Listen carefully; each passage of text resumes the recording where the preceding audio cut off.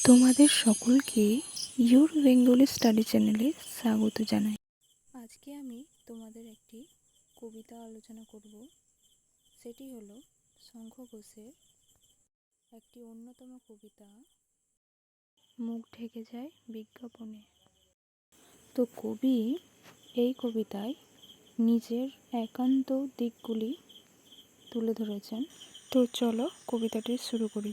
তো কবিতার প্রথমেই দেখো, একলা হয়ে দাঁড়িয়ে আছি তোমার জন্য গলির কোণে, ভাবি আমার মুখ দেখাবো, মুখ ঢেকে যায় বিজ্ঞাপনে।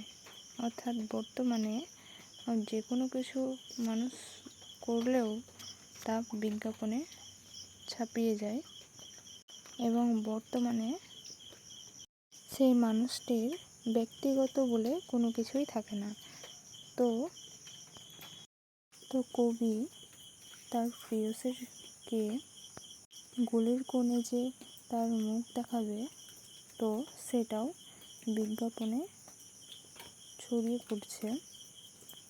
যেমন বর্তমানে সোশ্যাল মিডিয়াতে বিজ্ঞাপন, সব কিছুরই বিজ্ঞাপন ছড়িয়ে পড়ে, তেমনই একটা দুটো সহজ কথা বলবো ভাবি চোখের আড়ে, ঝৌলসে তা ঝলসে ওঠে বিজ্ঞাপনের রং বাহারে। অর্থাৎ কবিতার প্রেমিকাকে যে একটা দুটো কথা বলবে চোখের আড়ে, তাও বিজ্ঞাপনের জন্য তার সম্ভব হয় না। কে কাকে ঠিক কেমন দেখে বুঝতে পারা শক্ত কবি, হারে আমার বাড়িয়ে বলা, হারে আমার জন্মভূমি। অর্থাৎ কাকে যে ঠিক কেমন দেখতে তা বুঝতে পারা খুবই কঠিন। তাই কবি নিজেকে খুব অসহায় মনে করছে।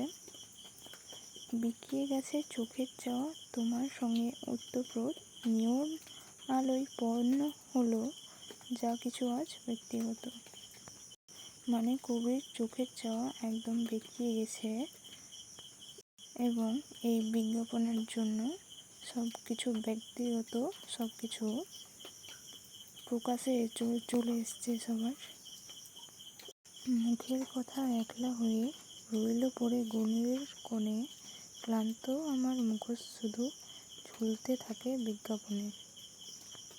অর্থাৎ কবির মুখের কথা মুখেই থেকে গেল এবং কবির বিজ্ঞাপনের জন্য তার ক্লান্ত মুখোশ ঝুলতে থাকে, অর্থাৎ মুখোশ পড়ে থাকে। কবি এই কবিতাটির মধ্যে বর্তমান যুগের যে প্রেমিক প্রেমিকার ব্যক্তিগত একান্ত কথা, তা বিজ্ঞাপনের সাহায্যে ছড়িয়ে পড়ছে এবং তার প্রেয়সীকে যে কিছু কথা বলবে, ব্যক্তিগত কিছু কথা বলবে, তো তা বিজ্ঞাপনের সাহায্যে সকলের সামনে প্রকাশ হয়ে যাচ্ছে। তো কবি বর্তমান যুগের এই ভাবনাগুলি এই কবিতাটির মধ্যে তুলে ধরেছে। তোমাদের এই কবিতাটির প্রশ্ন উত্তর চাইলে অবশ্যই কমেন্ট করো। তো এখানেই ভিডিওটি শেষ করছি।